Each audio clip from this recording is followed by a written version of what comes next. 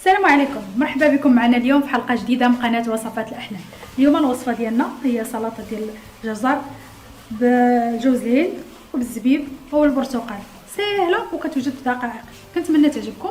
تابعوا معنا المقادير وطريقه التحضير. كنبداو بالمقادير ديال السلطه ديالنا. كنحتاجوا نص كيلوغرام ديال الجزر مبشور، كنحتاجوا نصف كاس من جوز الهند، نصف الكوك، نصف كاس زبيب، نصف كاس عصير برتقال، ونصف كاس سنيده. كنبداو بالسكر سنيده. السكر سنيده فهو على حسب الذوق، حنا ما مقيدينش باي عبار. والبرتقال كنخلطو تشدو بنا سنيده.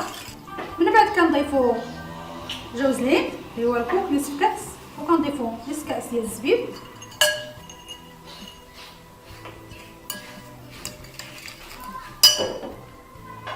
وكنضيفو الجزر الحزو ديالنا اللي حكينا، وكنحركو الكل كنخلطوه.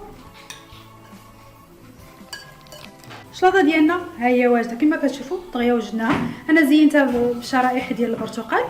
الا عجبكم فيديو ديال اليوم ديروا لايك للفيديو وبارطاجيو مع الاصدقاء ديالكم وتابوناو في القناه. السلام عليكم.